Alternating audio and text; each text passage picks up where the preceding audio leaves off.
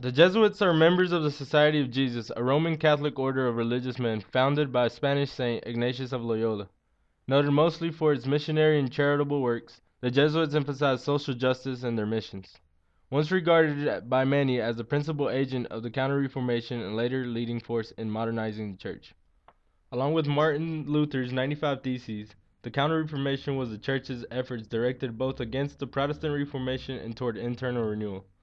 The Jesuit Robert Bellarmine was an Italian cardinal and theologian, an opponent of the Protestant doctrines of the Reformation. He was named the Doctor of the Church by Pope Pius XI in 1931.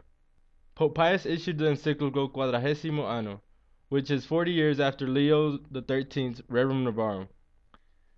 Unlike Leo XIII, who addressed the condition of workers, Pope Pius discusses the ethical implications of the social and economic order.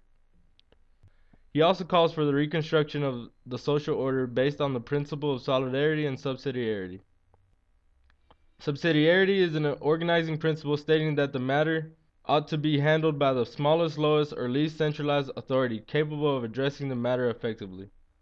Solidarity is a unity of a group or class that produces or is based on community of interests, objectives, and standards. Flexibility was a top priority for the Jesuits because it allowed them to become involved in a great variety of ministries in all parts of the world. By 1749, the total was 22,589 Jesuits. The first settlement among the Guarani Indians of the Asuncion region of Paraguay were made by Domingo Martinez, a Spanish colonist searching for gold.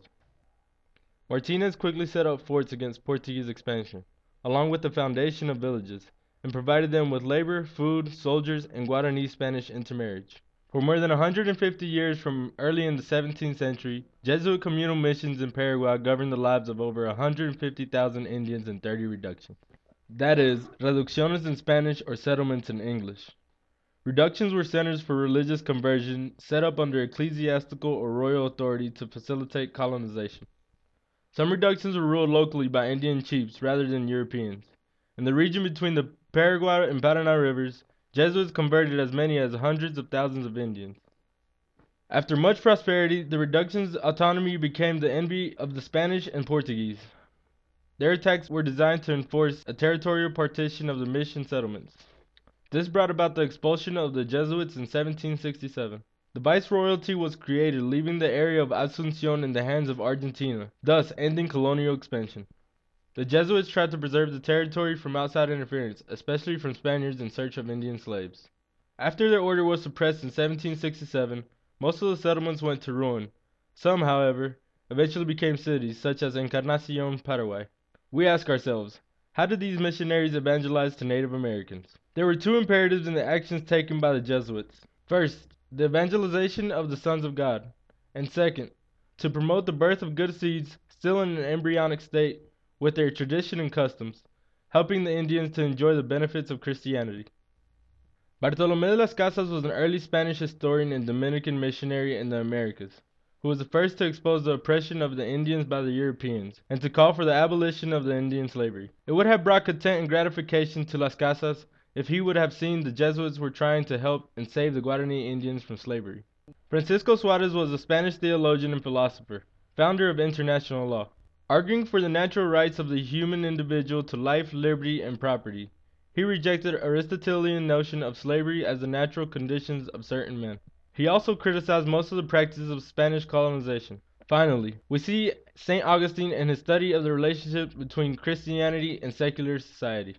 In his treatise, he further outlined his vision of two societies, that of the elect, the city of God, and that of the damned, the city of man. We can see that the Jesuit missions in Paraguay were that of the city of God, and for a greater good.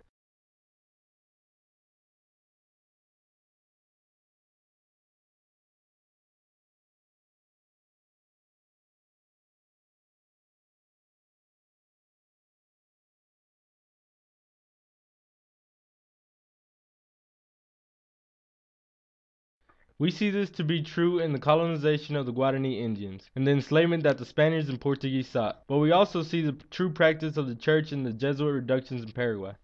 Native American Indians still face many problems in today's world, even still with Jesuit help, and will continue to face these problems. Indigenous people will continue to fight for their rights. The ruins of the Holy Trinity of Paraná still stand near the modern city of Encarnacion, Paraguay. It is perhaps the most famous, as it is one of the last reductions to have survived.